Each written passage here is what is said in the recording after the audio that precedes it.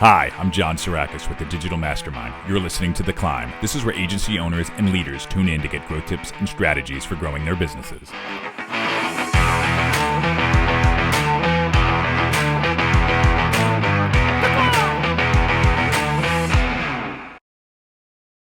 Hi, everybody. Thank you so much for joining us on this episode of The Climb, episode number 11, where we're going to be talking about how to grow your niche, keeping and fostering talent.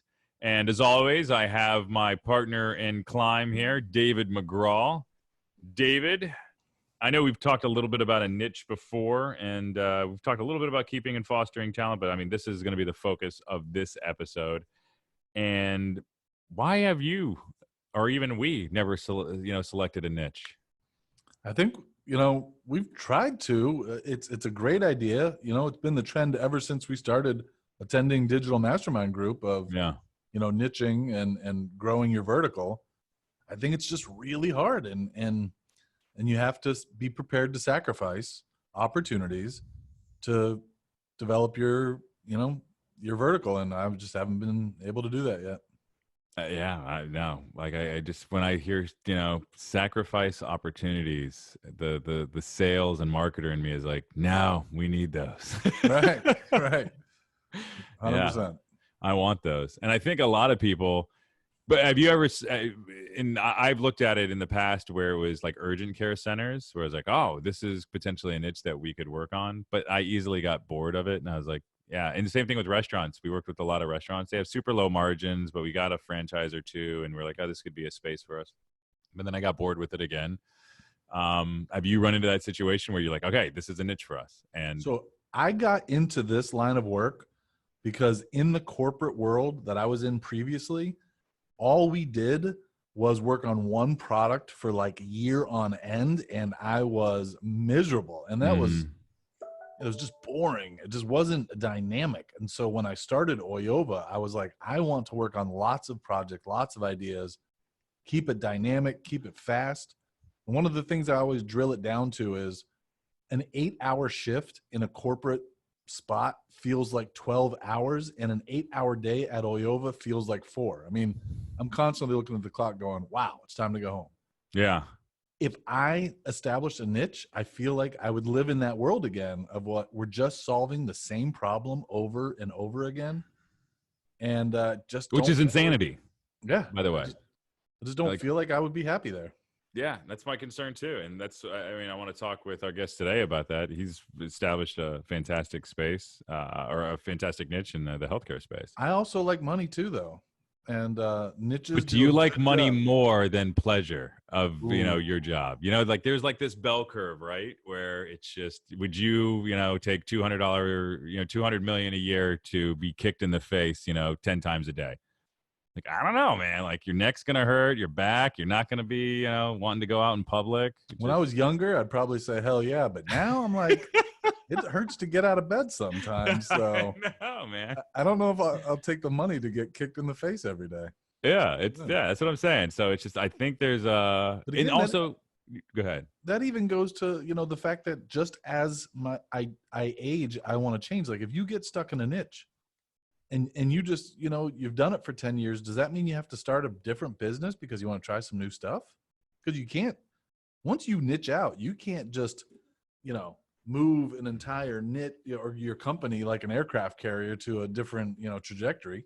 I know. And maybe there's like small, like little things you can do. For instance, if you're, you're focusing on like just pest control companies and you're like, okay, well now we're going to do landscapers too. Like, I mean, there's kind of lateral there, but sure, you don't want to go so far stretching where it's like, yeah, we're 7-Eleven and now we're selling SUVs. Right. Like, yeah, that's a little bit, it's going to be a conflict, but still even that stretch, that evolution is going to be so limiting as well. It's like, yeah, now we get the joy of working with landscapers. It's not that big of a change, which right, that's the scary part to me. Very short-term reward. You're right. Yeah. And I think like Jeb, so I think that's probably the natural evolution is like what Jeb was talking about last episode was, branching, letting the original organization thrive on its own and then getting involved in a product that evolves out of your agency. Mm-hmm. And I could see that being a way to keep things fresh, even if you niche, even if you get, what's the saying that I've heard you say a couple times? Niche so hard till Niche it until it hurts. hurts. Niche until it hurts. Yeah, I think that's somebody else said that. Yeah, it's Take credit for it. No, that's part of my memory, not remembering who said that though. But I know I'm just like somebody else more than Niche likely it till it's painful. Just change the word up a little. Niche until it's unbearable. There you go. But so it's funny you mentioned Jeb, right? So if we're to take the profitability standpoint, if it's much more profitable to be in a niche, you get all these systems. I think some of the downside of if you're going to then create your product, in there to spin out to keep yourselves entertained, are you then just lowering that potential profitability rate? Because it took him 5 attempts. Sure.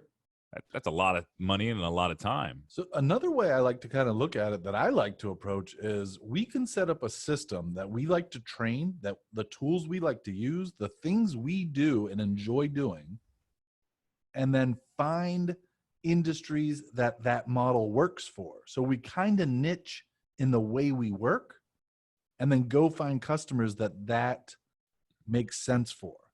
And I like codify your processes and procedures, and then you sell that kind of like a franchise model. Am I following you? Not really like sell it like a franchise model, but I mean, find, like, for example, we like to do, analytics reporting. We like to do custom development. We like to do marketing services. We partner with SharpSpring for using their services. And we have this team that works really well together doing these things. Mm-hmm. And you could say, well, that works really well for nonprofits. Mm-hmm. And that model also works really well for car dealerships. And it also works really, because there's some industries that need more things or need different things. Mm-hmm. And we don't do those really well. Mm. So we don't we don't chase those projects. But when we find industries that are like, what we do really well. So it's kind of like a niche. It's like an inside out niche. A specialty. Right. Yeah. It's our way of doing things. Right. And we find the industries that it works for.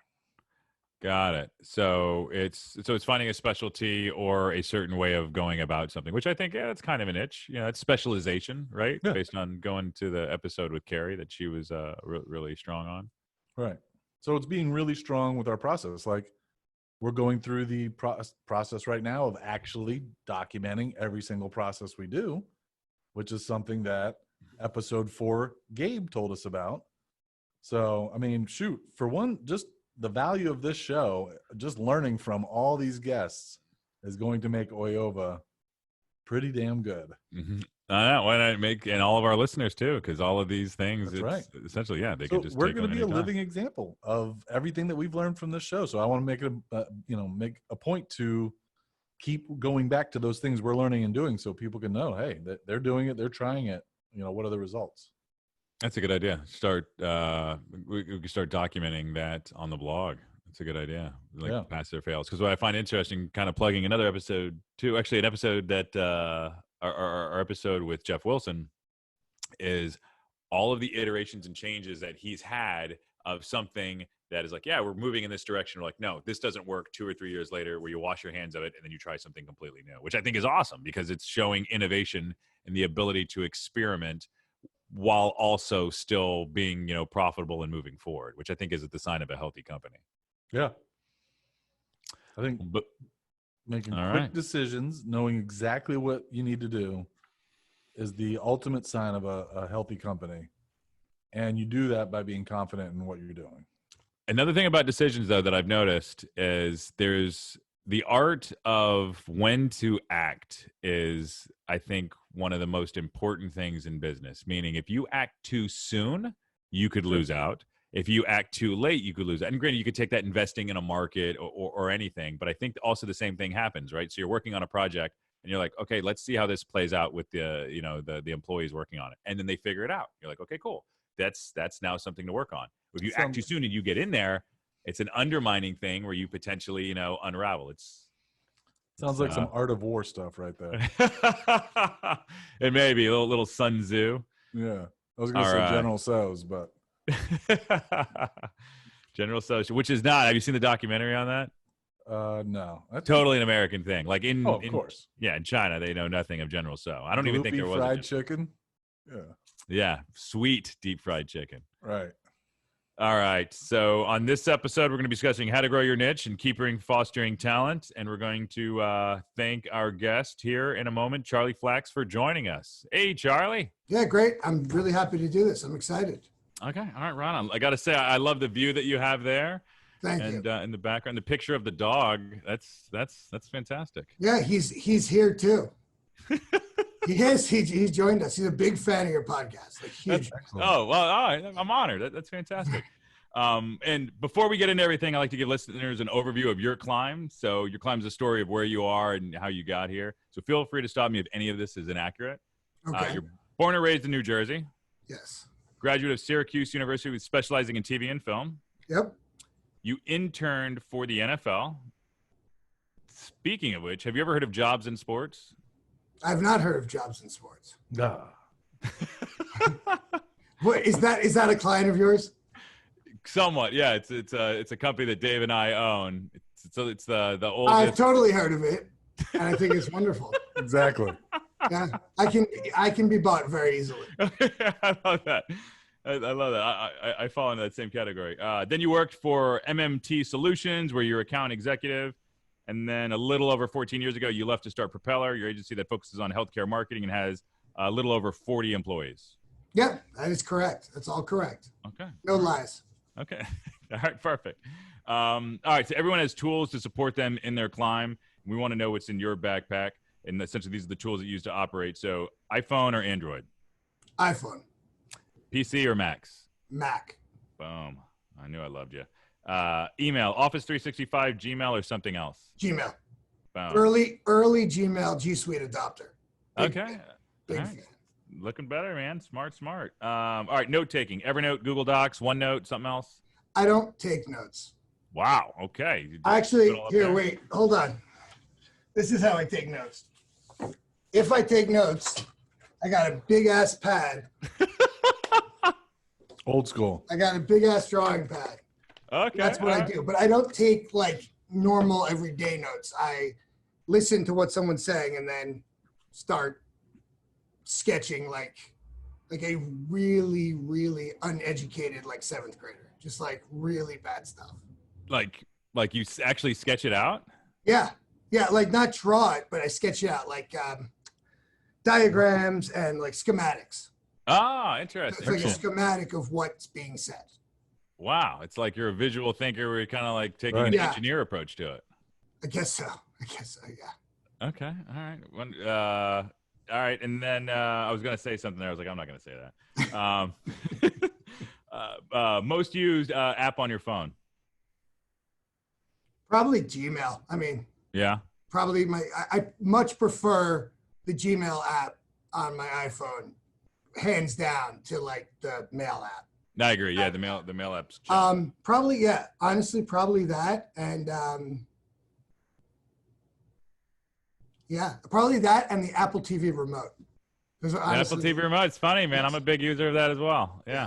But honestly, I mean, I definitely use, variety of stuff. I'm on LinkedIn all the time. I use that on my phone.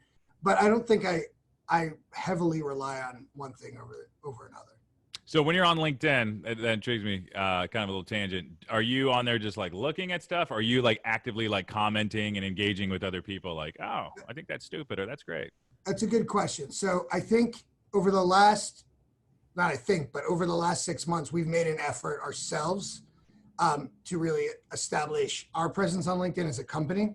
Mm-hmm. So a lot of that is me looking at what we've done, what others have done, and then either commenting and I'm not a big commenter, or sharing around our stuff.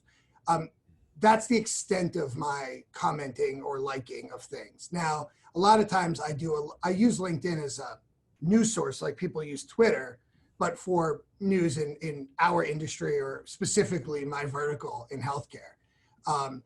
I follow a bunch of different Biopharma Dive, all these different pharmaceutical and medical device companies, or like blogs, or different things like that. And that's kind of how I gather a lot of my news, the way people gather like regular everyday sports news or political news on Twitter.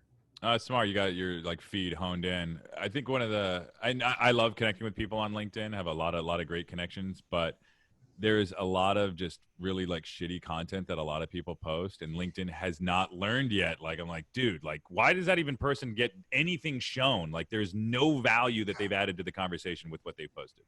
I actually think it's a great point. I think there is a lot of just random content. People will just like launch into an opinion. I tend to not, when I say like the version of business Twitter or whatever you want to call it, I'm paying more attention to other companies or organizations. Yep. Like you would if it's CNN or Fox News or MSNBC, whatever you're choosing. On Twitter, I'm doing that on LinkedIn with certain, business blogs or digital blogs or marketing and advertising blogs. Not really. I'm not paying attention to like random people who go on a tirade. Like I've no. Yeah. No, and I'm with you there. And I think the thing I'm speaking is like I really enjoy other people's opinions. I like debates. I like really strong, things of that nature. But if you wrote your just really basic blog that would have been popular in 2008, that's like 300 words about, why cats are a fantastic, attribute of the internet. Like, dude, like who cares? Like that's not, and I'd like to see 300 words on cats. I feel like that's a lot of fucking words on cats. Excuse my language. No, dude, this is totally open, man. LinkedIn to me is probably my most curated list of connections. So, no other social media do I actively remove people. And so I think, maybe back in the day I got a lot of junk on my LinkedIn, but, I make sure that I keep it professional. I mean, there's a very specific, LinkedIn is for professional, Facebook is for social. So you unconnect people? Yes. Really? Yeah. I mean, there's so many like models and, like just, to me, that's not professional. And I see posts that should not be on LinkedIn. And my LinkedIn never had models on it. Oh, So yeah. very, very clear. I mean, once you get those kind of clients, that's what you get. You start seeing more of. I'm just kidding. Yeah. I had a friend, anytime it was on Facebook and it was somebody's birthday that he hadn't talked to in a while, he would remove them. Happy birthday. If he hadn't talked to him in a year, he would remove them from his Facebook, and that's how he would curate his Facebook. I'd say knowing less people is a very good birthday present. I'm all for that. Yeah. There's less people that I have to like have some sort of relationship with. Okay, so less in meaning you can have a stronger base by. Yeah, if that's the nice way you want to spin it, sure. That's not that guy. But you also have to make sure that if they're liking, because you're going to see the stuff that they interact with, and if they're interacting with just ridiculousness, then you just have to unconnect because you're going to see that nonstop in your LinkedIn. Yeah, I mean, I think that's a great point. And I think those are the people that I find most valuable to be connected to, the ones that are involved in very interesting things. They're not necessarily posting anything. I don't know that that's that important. It's as much as they're involved in commenting. I will 100% say that I am, because there's certain people I'm connected to that I think are interesting, but I don't really know them. And I'm not even talking about public figures. I'm talking about someone I ran across in a meeting or some sort of business engagement. You start to get exposed to either groups or just activities they're involved in, or following things you never thought of. And then the other thing too is, we're very much, from an agency perspective, business to business related, right? Mm-hmm. We've talked about that. We provide marketing content and strategy and just digital content to companies who are marketing their products within the industry. So I like being exposed to companies, meaning like large healthcare companies that are doing it very well, and watching them on LinkedIn. And again, in pharma and med device, they're not quite where some of the consumer companies are, the consumer verticals are. But it's fun to watch healthcare companies that are doing it very well, and seeing that on LinkedIn and finding those, you start to get addicted to their posts. You want to like them, you want them to show up more, because again, there's a lot of regulation for them to get to a place where they have something interesting. They can't just say whatever they want. Right. So finding ones that provide something that's engaging and it's regulatory approved, it's something that's okay to be said.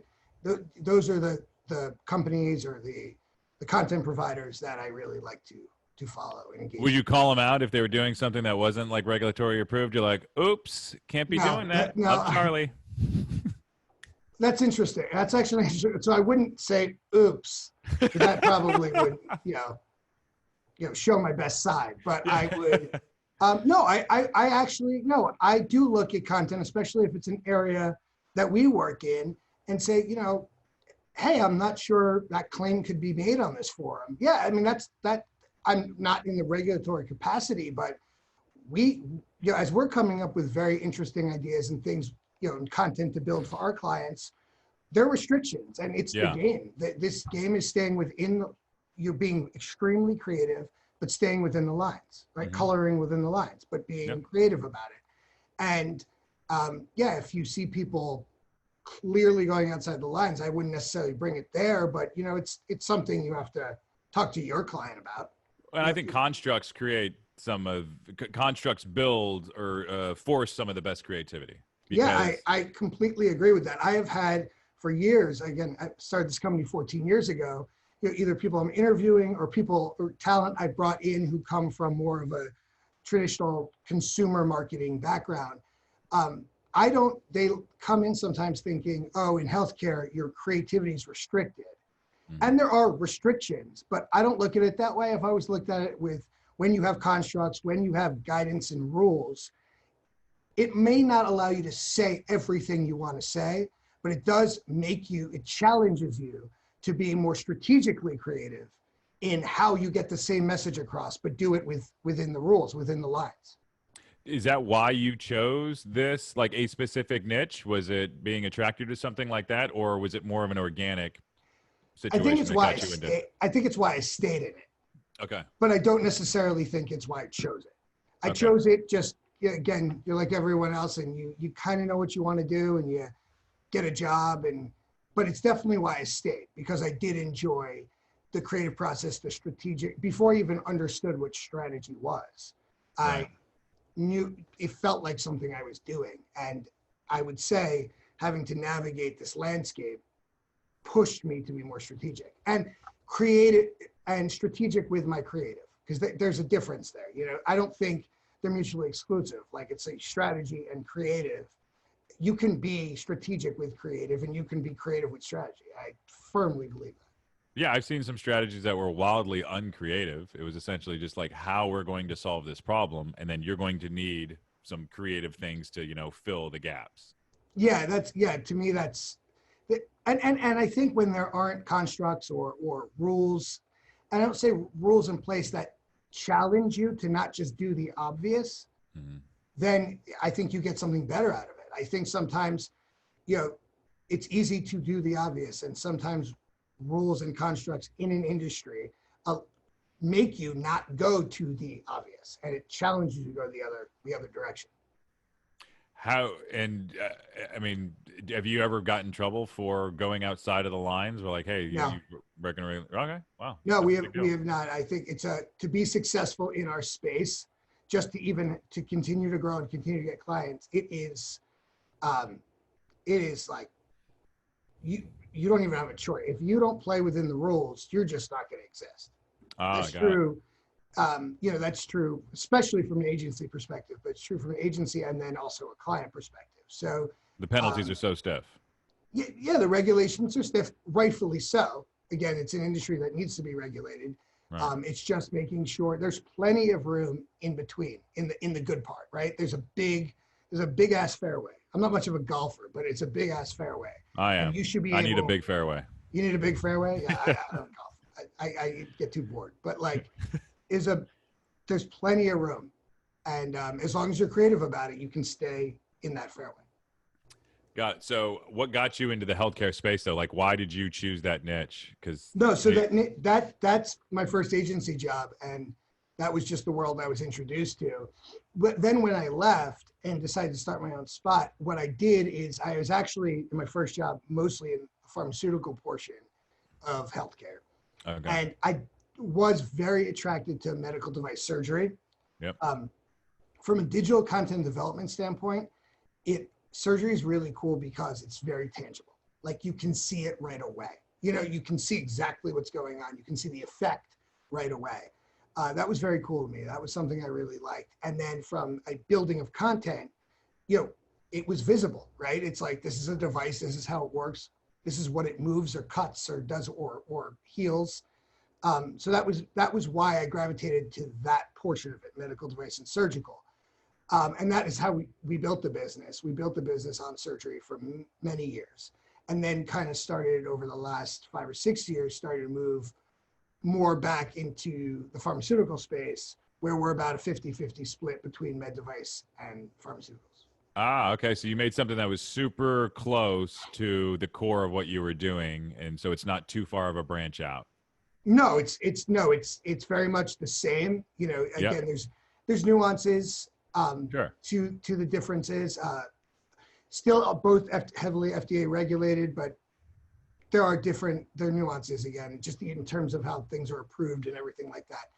But the reality is the audience is the same, right? You're dealing with doctors. We're very focused on HCPs. We don't market or advertise to consumers, or patients, as you'd say. So when you have a similar audience, or your audience or your customer is similar, the philosophies, the practices that you do, they carry over. And I mean, that's true in anything. Even when our clients market, like if they are marketing something to an allergist and then they have a different brand, but it's still an allergist, that human being hasn't changed. Right. It's still an allergist. It's just, you might have a different disease state or a different product, either a device or a drug. And that's important to think about. There's still those tendencies that, you analyzed, or those strategies you came up with, to a degree should apply. It's the human same behavior isn't going to change too much between the two. Yeah, I mean, in theory, not in theory, they are the same person. Yeah. That customer is the same person. Now they might have different care abouts, right? When they're treating certain patients. Sure. Also, that disease or that disease state may affect them differently, the HCP customer, right? Because it may affect them differently. So for example, treating in dermatology, treating a cosmetic patient and treating a medical patient with something like psoriasis or eczema, that's a different experience for the doctor.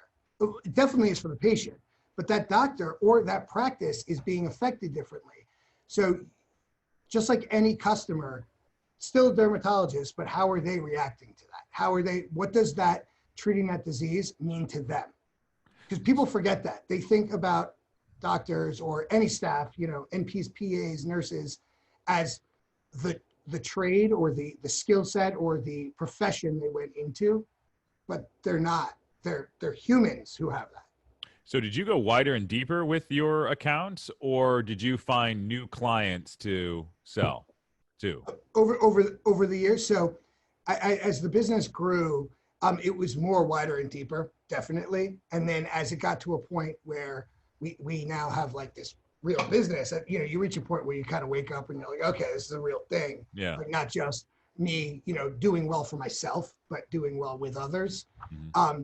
Then you realize that, okay, I did go wider and deeper, but now I have to go outside because there's just a stability situation where you need to make sure that, as lame as it sounds, your eggs aren't all in one basket. Now, it's interesting, right, when you're working with a very large companies, because you could have all your eggs in multiple baskets in one big, grocery store. Yeah. and that big grocery store, is one major multinational company. And those people who, those baskets, if you will, this is a horrible analogy, but those baskets, I'm going with it. I'm riding it all the way, I'm going to Easter Bunny comes in shit all the way. So those baskets, though, are different brands. And they don't even necessarily communicate with each other, right, in this big company. So you're not necessarily concentrated, but you are still, again, having all your money, let's just say, in with one procurement team, with one finance team, and that's important. So as we got bigger, we made it a priority to start to diversify that, and we have definitely done that over the last. We've tried doing it over the last, let's call it 7 or 8 years, but we've done it very well over the last 4 or 5. So you're working with, let's say, a brand manager, marketing director, or somebody that's in this company based on a specific department running maybe a specific product, right? Mhm. How do you get the introduction to another department for another product? Oh, okay. Well, that has always just been like just kicking butt. You know, if you're doing a good enough job and you're there and you're present, that's a Yeah. huge part. Then that tends to happen. You can push it if you want, but I have never been one to do that. I think that, you know, if you sometimes you need to do it. Whatever, something external happens in your world where there's Right. a need to push it. But I think if you keep going, you keep doing good work, you are, like I said, present, because So you're rewarded essentially. You kick so much ass based on what it is that you're doing that person's bragging and maybe some board meeting, and they're like, why is Cindy, being promoted? It's like, well, Cindy worked with Propeller. Am I hearing that correctly? Yeah, I mean, that has historically been the way we've grown with the, as you said, wider and deeper. And I do think that's the most rewarding way to grow, but it's not always how.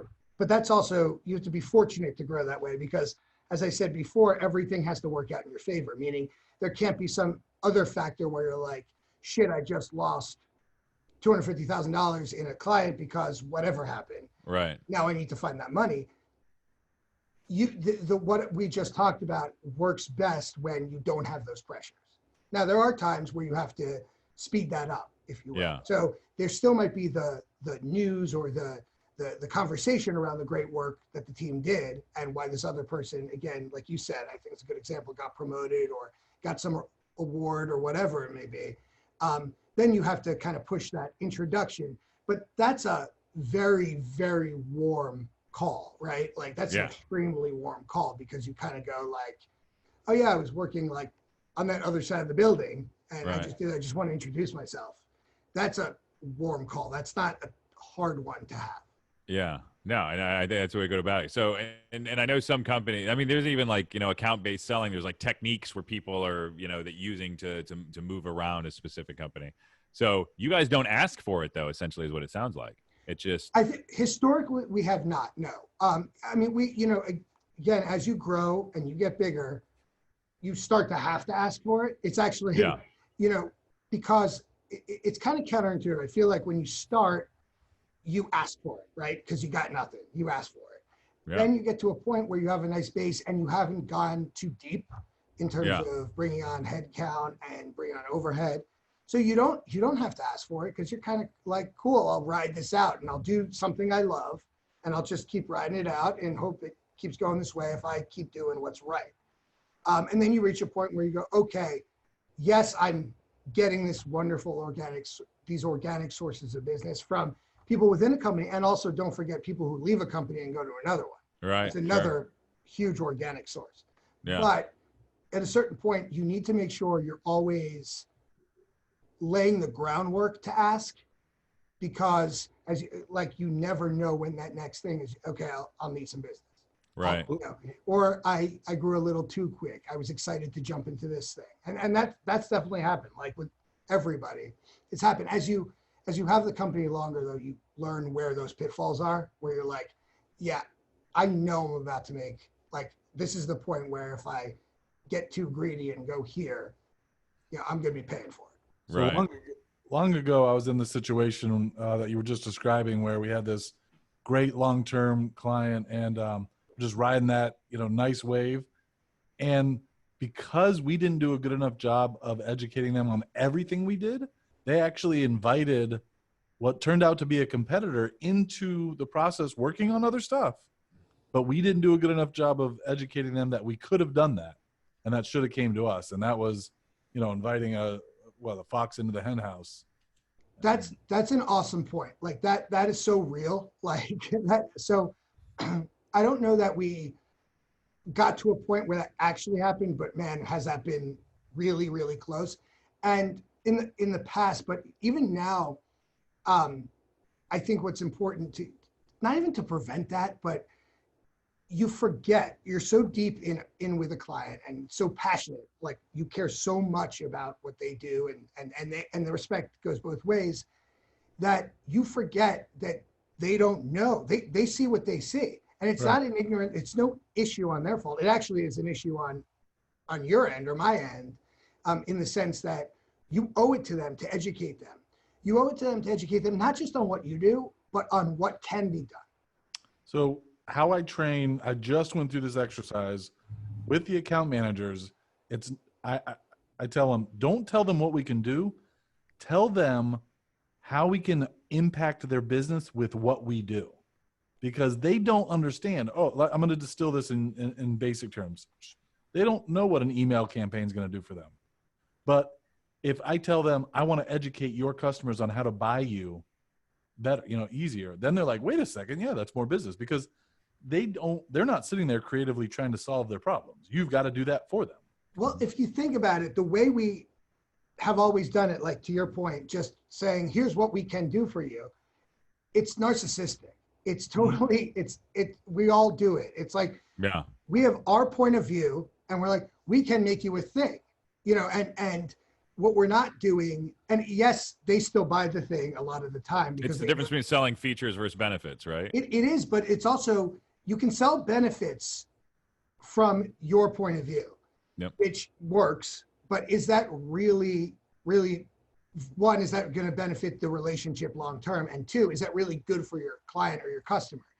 Can you put their hat on? And as you just said, don't even sell what the thing can do, sell what they need. So they might not, you don't have to tell them the impact of an email campaign, but you can tell them that you have a series of things that can change the way their customer interacts with them.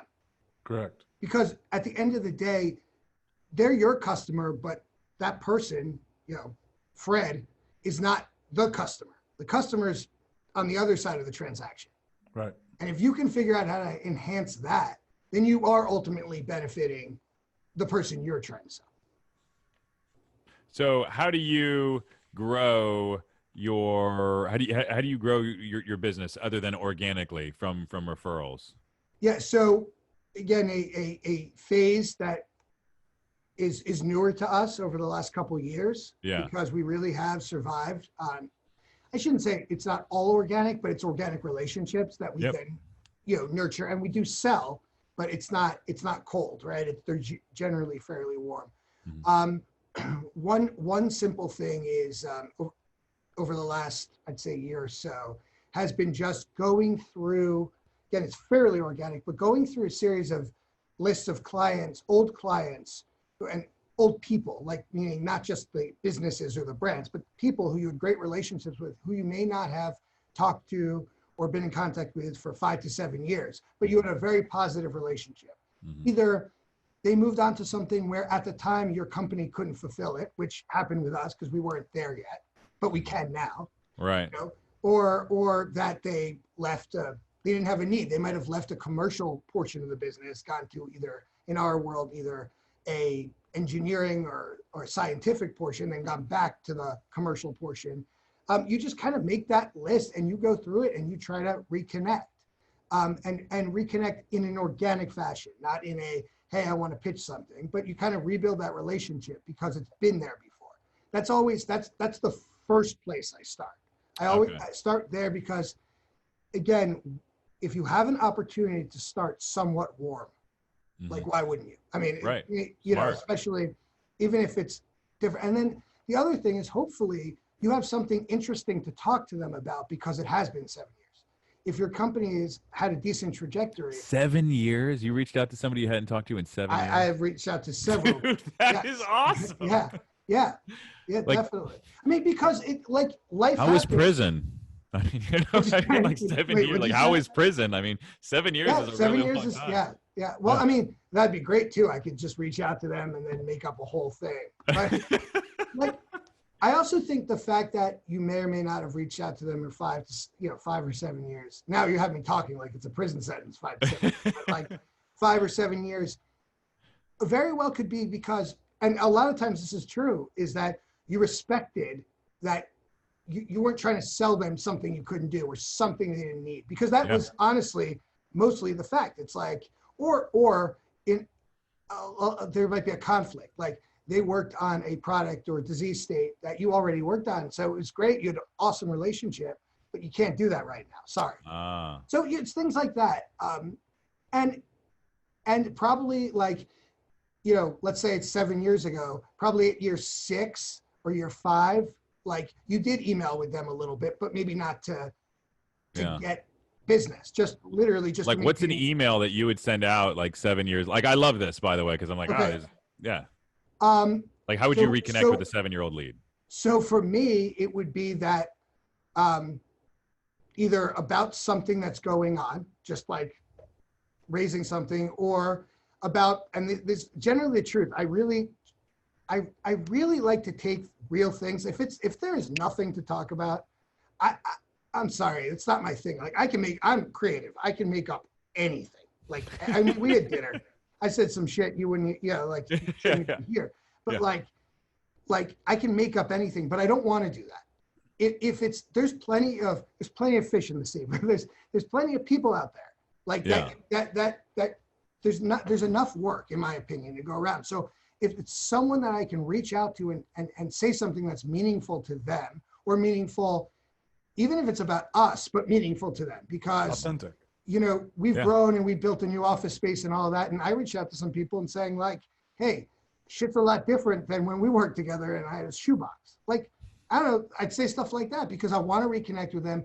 And in truth, with some of them, we're finally good enough or strong enough to work with what they're currently doing. That's part of it too. And I'll say that outright, because I'd much rather lead with with honesty and the truth than. So it's absolute confidence, and you have a genuine approach to it, or like Dave was saying, like authentic. You're not just going to reach out and try to manufacture a reason. No. It's. I mean, obviously, I'm reaching out because I won't work. Let's be clear, but it's also interesting too, because we go circle back right to like LinkedIn. Mm-hmm. LinkedIn is a great tool because you also get to see what people are interested in. Right. So some of these people that I started reaching out to again was because they were posting, and there was something that I thought was, wow, okay, they're into that, or they're leveraging more digital campaigns, or they're posting something about trends. Cool.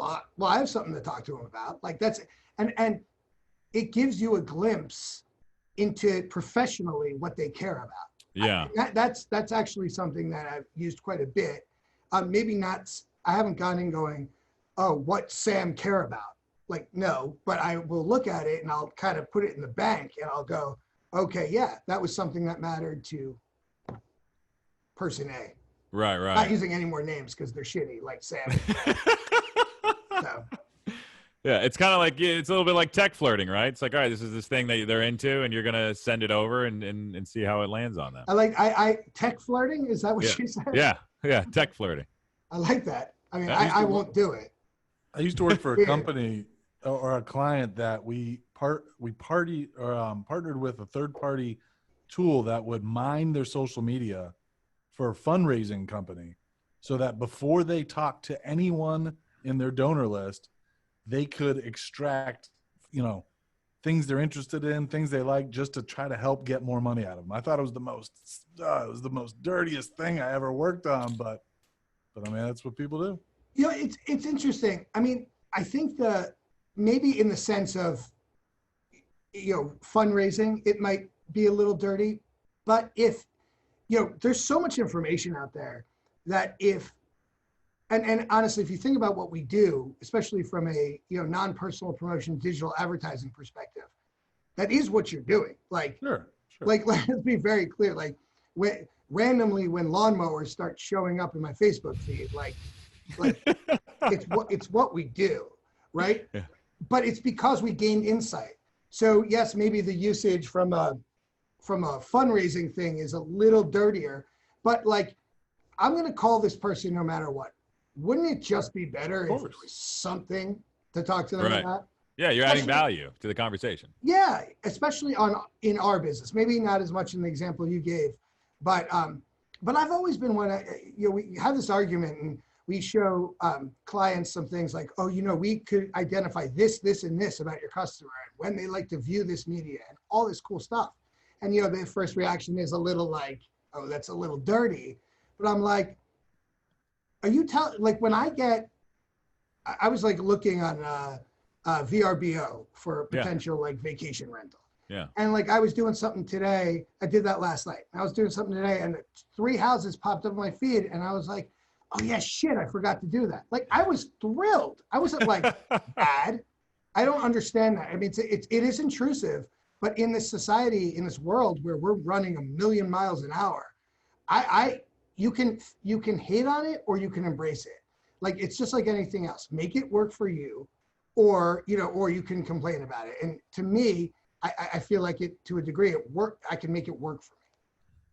Yeah, it's the ability to adapt to the situation. Yeah. And it's funny. Remarketing ads have worked for me too. To like, oh yeah, I forgot I was going to buy that, and I've gone back and buy it. And there were important things that I had to do. Totally. There is a colleague of mine introduced me to a thing called a PonyCycle, which for my daughter, it is a unicorn that you can ride like this. It's not like wheels or anything. And I forgot about it. And then right around Christmas, it came up again. And I knew I was supposed to get the PonyCycle. And I was so thrilled that I got fed this line about this this PonyCycle. I was so happy.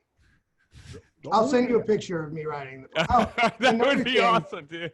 There's another one. There's what's it called? I don't know. It's a saddle it's a pink saddle I can put on, and then my kids can ride me. What, dude? You have to send us a picture of that. I will send you a picture. That could be. That should be the pic. Instead of like a weird picture for your podcast picture where like someone's thumbnail. Like that. Make it me with a saddle on. Deal. Okay, you got it. Is Kate there in the background going like this? So the only thing about remarketing that annoys me beyond belief is after I've purchased the item, I still get the advertisement for, weeks. They need a button that just says purchased, got it. Yeah, it's funny. I wonder if in their sales funnel they should be able to see that, or if maybe there's a value model that shows no, just keep remarketing because they might buy another. So do they know that I've got 2 different email addresses? Because I search for personal things at work, and I'm assuming that that's going to be filed under my work. Well, they definitely know you have 2 different email addresses, right? Like, but they don't. I mean, they're still gonna reach out. And it depends who you're calling they too. Well, I'm just wondering if I purchase it under my personal email address, do they know that, when I'm browsing stuff under LinkedIn under my professional email address or account, is that why I'm still seeing it? It's based on the pixel. So it's funny how we're saying they and the they is actually we. That's why I was like, who's the they? Like, yeah, we're like pointing a finger, but so it would be based on the pixel. And I know there are like associations that you can do. So I think it would just be all dependent upon what they've linked that's following you around. And also recognizing that there's a lot of companies from a sales infrastructure perspective that are not as advanced as others, like having nothing to do with the media portion. Yeah, good point. Yeah. Understanding like how their background, their whatever platform they use to track inventory and everything else and purchases, what that talks to. Some are more advanced and they'll serve you the next thing, right? And some are not advanced at all and they never, that data doesn't communicate. So wanna shift gears real quick. You looking at your LinkedIn, you have a long tenure of employees, right? You've had some, for over 10 years, and I know you're continuing to grow. Do you have like some secrets of, what it takes to keep long employees? I mean, do you just, pay them insanely well? Can you talk about that a little bit? I don't think there's a secret. It's interesting. I don't think there's a secret. I think part of it is cultural. I completely believe in that. I think, I believe that a culture, and I believe that it shouldn't be a manufactured culture. I think you can manufacture, I think you can, just like, let's just bring it back to like advertising. Yeah. You can create new and better ads, but the strategy and the creative behind those ads has to be strong from the very beginning. So when I say you can manufacture things, you can create events and perks. But if ultimately the core behind that culture and strategy isn't real and doesn't resonate with those people, it won't work, right? So that's something that I think has helped keep people, is that as it was said before, our culture is authentic. That authentic could be good and bad. And I want to be very clear on that. Like, I think there is an authenticity to our culture that some people have not liked very much over the years, and that's cool. It's not the right spot. And those people who you're looking at LinkedIn, which is the majority of them, have stayed a very long period of time. Mm-hmm. And that is because it is a good, bad, or ugly, authentic culture. Mm-hmm. You knew what you were getting into when you started, and it hasn't, despite growth or despite changing location or anything else like that, for the most part, that culture hasn't changed. So I think that is a really strong root. What's an example of like a Propellian, anecdote, based on your culture? What is something that's very Propeller? Well, okay, I'll give you an anecdote, and I'll give you kind of something that's a little less fun, right? So, Yeah. So I do think there is this natural, sometimes it's good, sometimes it's not good, but there's this natural culture within the team at all levels. It is definitely not, I think it's even less at the most senior levels. Yeah. Where if someone smells that you're not going 100%,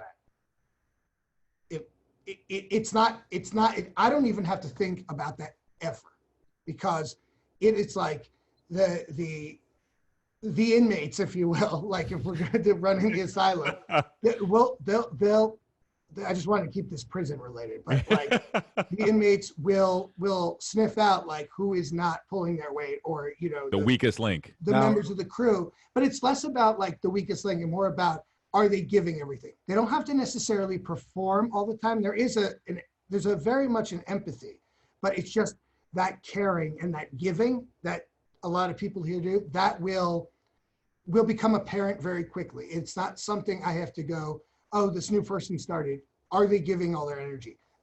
That will work itself out. I know that because I've had years of seeing that. So that's like a heavier cultural thing. Anecdotally, it's very propelling. I mean, I know I had my birthday the other day, and every single person was standing there after I got out of a meeting wearing a t-shirt with something I've said to them in the past. Dude, that is so cool. So like that felt like that was so authentic and wonderful to me. Like we could have had a party or done things. It was a 40th birthday. So it was like a celebratory worthy thing.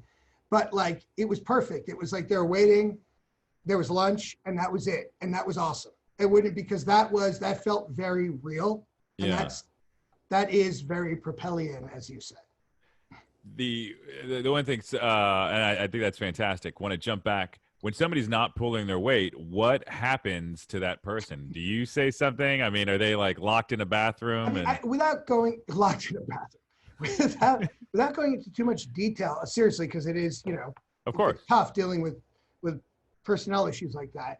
I would say it's more of just, you sense it, and yes, we go through the proper channels, like any business, right, where people are talked to, and if it's a performance issue or if it's an effort issue, it's dealt with in the managerial way, in the proper way, meaning their direct boss, and then HR gets involved in all that normal stuff. If necessary. I guess the question I was asking is it encouraged where the team is like, dude, like you really need to step up? You know what I'm saying? No, like laterally? No, I don't encourage that. I don't need like vigilantism, if you will.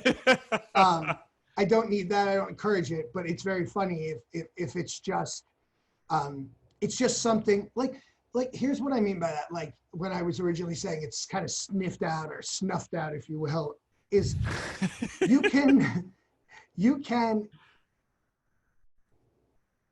if it's someone that they might not even have something in common personally, right? Offices are crazy because as they get bigger, more cliques develop. It's just like, oh, they're friends. This is a friend group. But here, even if you're not friends, you have nothing in common, but they know that you go all the way. You have 110% going all the time. You're in the club, even if you're not friendly, nothing in common, whatever. And that's what I really mean by culture. I don't think it's a thing where they're like self-regulating each other, but where it's something where you see that. And that, I mean, that is the way I don't necessarily always think it's the best way to do it. I do address things like that, but I also know that the way I naturally had my employee 1, employee 2, employee 3, 4 was that's how I approach things. So it was organic in the sense that, yeah, like I'm not barking an order if I'm not going to do it, you know, and that's the feeling too. It's like, if something needs fixing, like, and no one's there whose responsibility is to fix, I'm going to fix it. Like, Yeah. I'm not sitting in, you know, in my office just saying, oh no, you know, someone else will do that. And that's the mentality all the way through. Got it. Actions on everybody. I have a feeling there's a high rate of CEOs from New Jersey that have that built into their cultural, you know, playbook right there. I think I completely agree with you. And I think it's, there's a, you know, we were like, I don't know if it was applying for an award or something. I don't know, it was something we had to do. And I'd summarize nothing about our work or whatever, but like what was very much about us. And one of the things I had said is white collar skills with a blue collar attitude. Like that is Love it.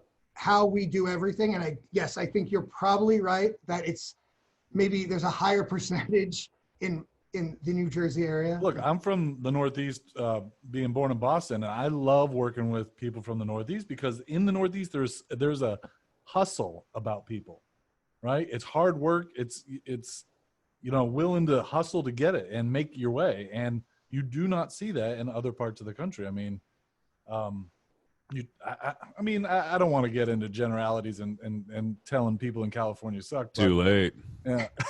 But I feel like when I'm working with people, you know, on the West Coast or other areas, that I just don't get that sense of urgency, that sense of, you know, hard, you know, get it done and let's do it. And yeah, I mean, it's. Yeah, I think I understand where you're coming from. I think the white collar skills or, you know, white collar thinking, blue collar attitude also has some negatives to it, to be frank, you know, because there is, it's taken me, you know, 14 years to learn this, but, you know, sometimes always hustling, right, which we know from the Northeast, can be a problem. Wears people out. You wear people out 100%. You wear yourself out, and you also make a situation that should be addressed in a more calculated and thought through manner. You make it a little too anxiety ridden and intense when it doesn't have to be. So I think there is a blend somewhere, and I'll never want to leave or, you know, be done with my kind of blue collar work ethic. But I definitely, with my kids and everything, I do want to teach like breathing, because it's definitely something that, you know, only later I've kind of embraced and understood. It's like, hey, just slow down and breathe a little bit. I feel I got lucky being 40 now that I've spent pretty much half my life in the Northeast, half my life in Florida. And so it was kind of like the equalizer of toning down the North. So. Yeah. Yeah, I've just been in Florida, so it explains why you're. St. Pete is kind of like, you know, the cousin of Northeast. Yeah. I don't know. I don't know. I see the cultural differences that you guys are talking about, but I think it's just personality. I don't think it's necessarily a Northeast versus South or whatnot. I think it's people that are more action oriented, right? Like I know people from Miami that like, it's action. But yeah, like you said, yeah, because they're all from the Northeast. And what's that? They're all from the Northeast. No, that's not necessarily true. But what I'm saying is, yeah, there's a high majority, yeah, no doubt. But it's just you know, different personality traits, right? There are some people that act really slow, but every move they make is so calculating and perfect, it just drives you crazy. And you're like, okay, and you try to adopt those things, and you can't, because that's not the way that you or I think. It's just not in our DNA. Those are people from Chicago.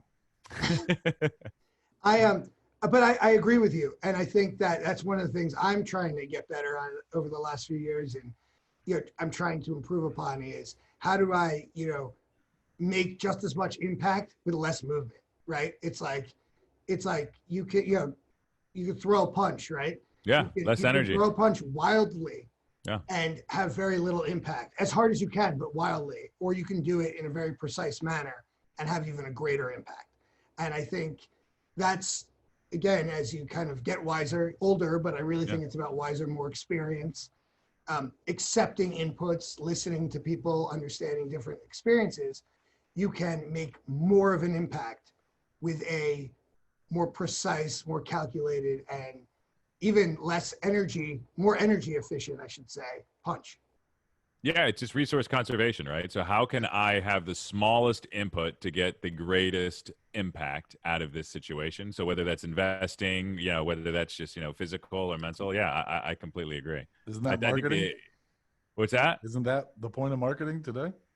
That's marketing or almost anything, right? How can you put the smallest, input in and get the exercise, right? Like, do you want to be in the gym for 10 hours a day? Wouldn't you rather just do 10 minutes? Well, that's all right. People sell on that type of thing, but I also think it just circling back to how you were asking, getting clients and growing. Yeah. And I think it goes back to what I was saying about reaching out to people that I know, even if that, and have a history with, versus, even if it's been a while since we've communicated or worked together, versus just going out there trying to just sell, like just cold selling. It's the same thing. It's saying, I'd much rather focus on 5 people and really rebuild that, what was once a really great thing, than try to blanket 100.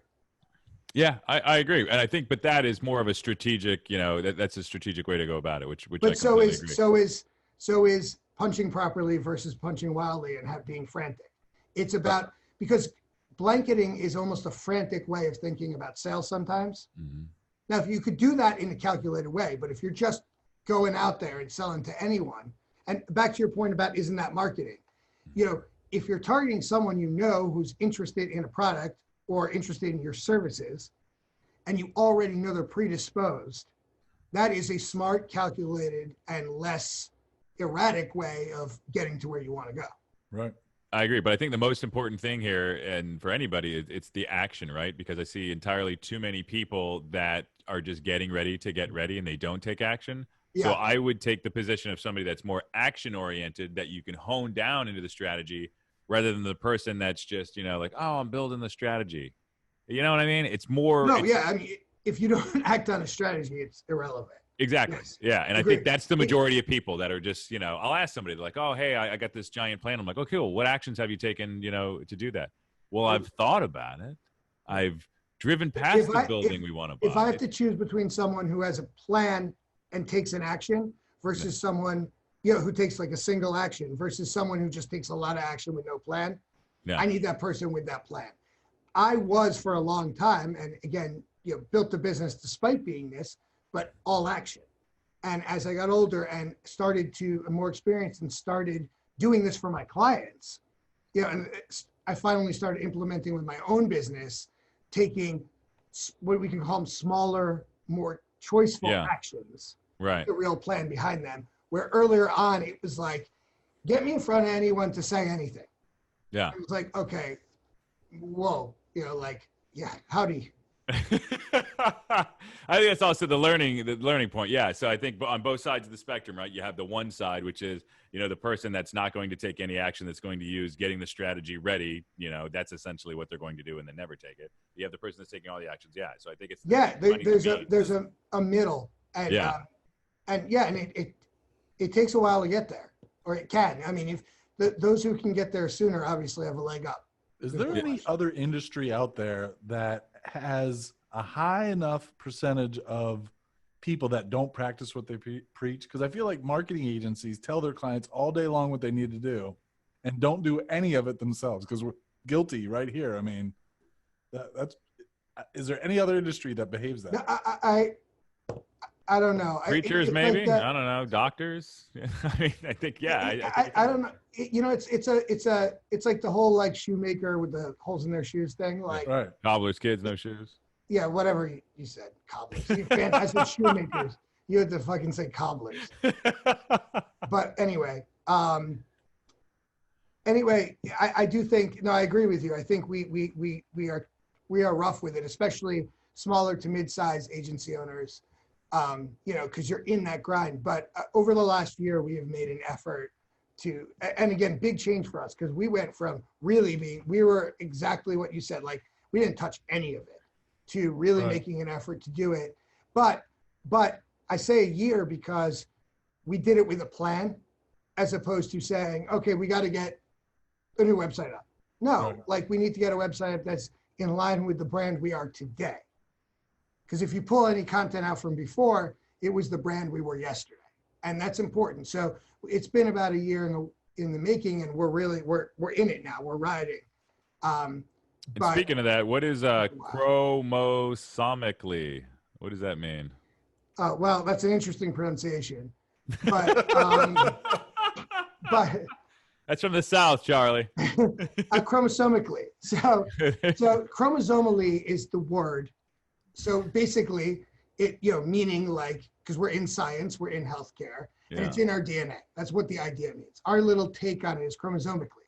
It's what we own, but it's same idea. It's that it's in our DNA. Like we are the place where strategy and execution meet.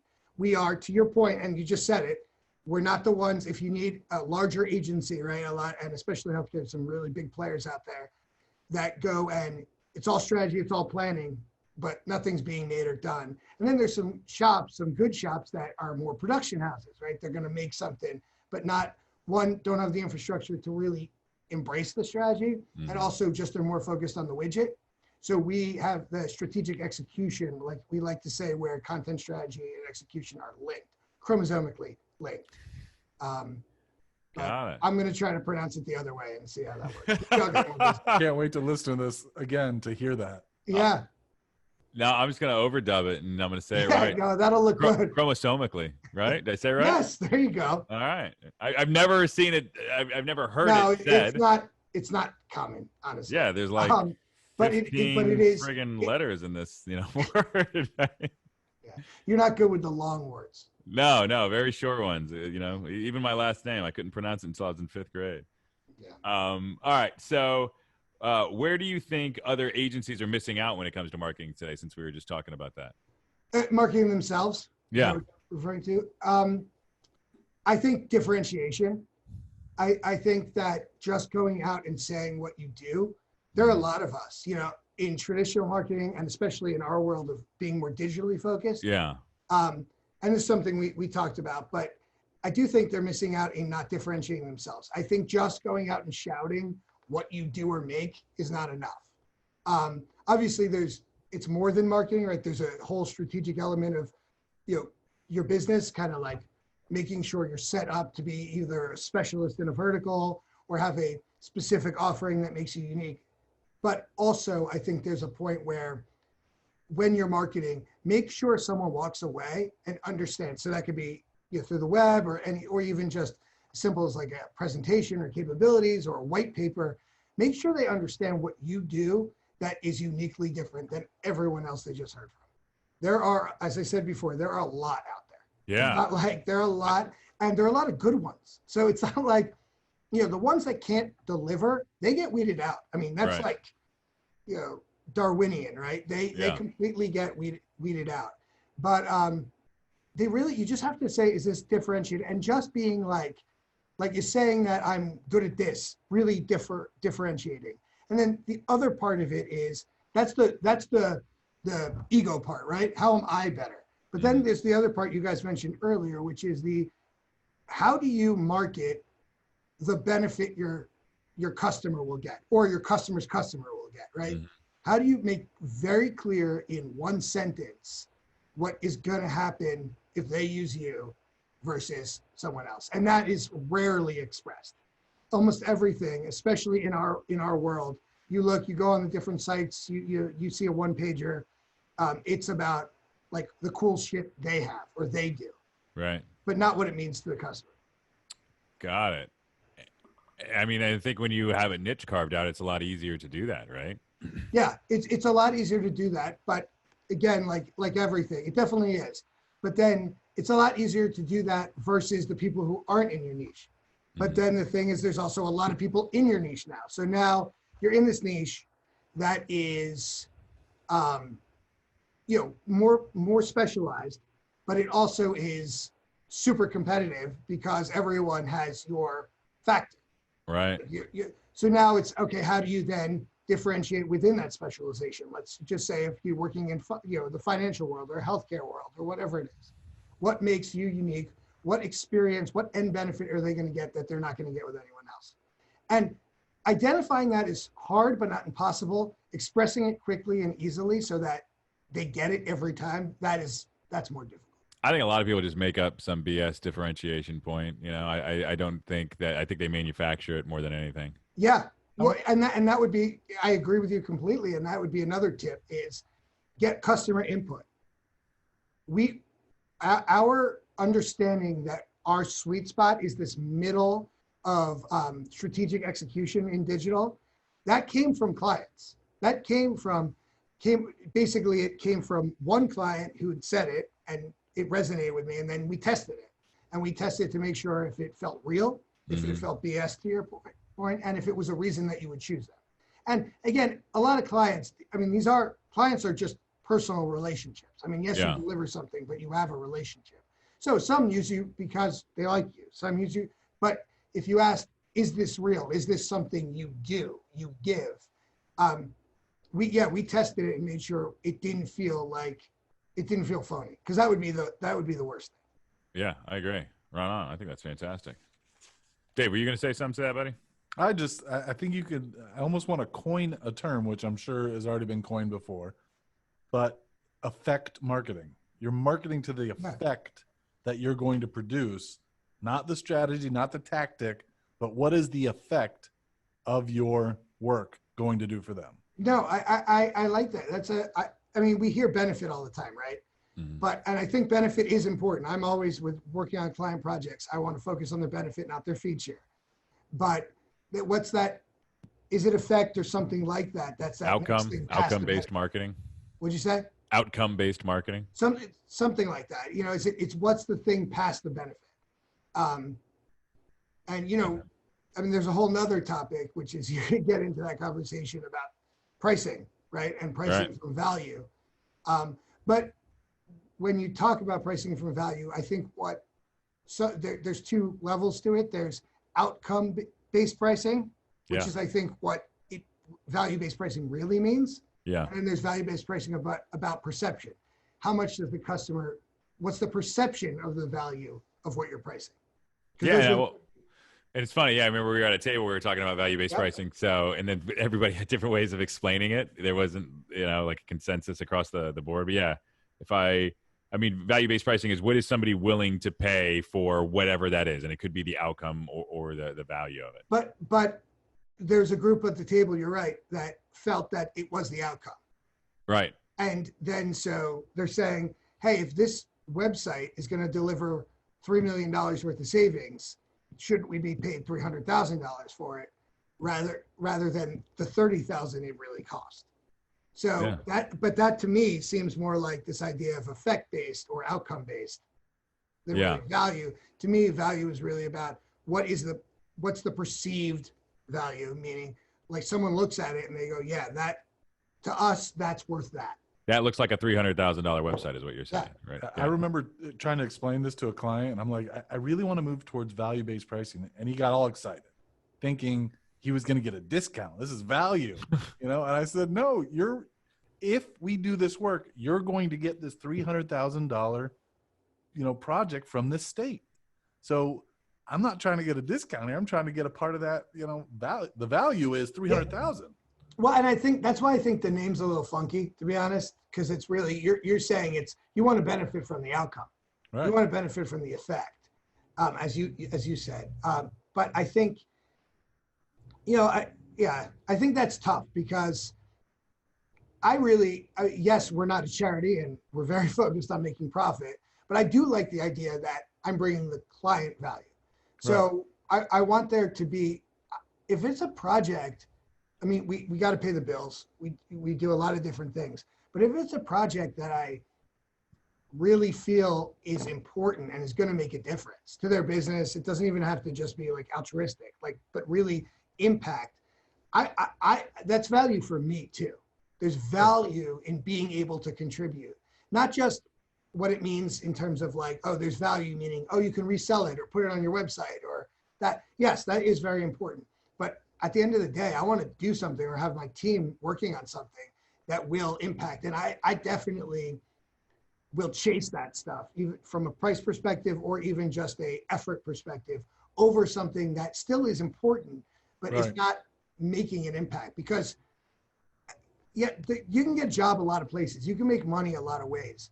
But if you're not somehow getting something from that that's bigger than the money, it's just not going to last long. And it's going to be really obvious.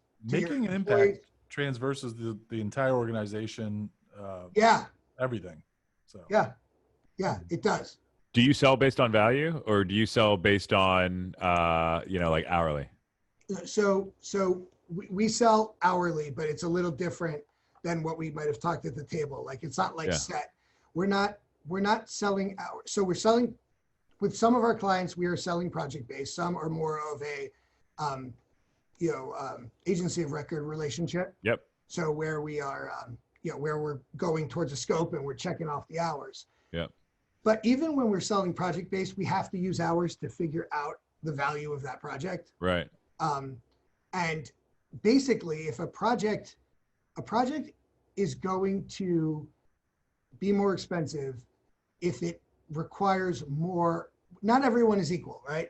And they're not billed equally. Like we had talked about, having blended rates. Yeah, set bucket.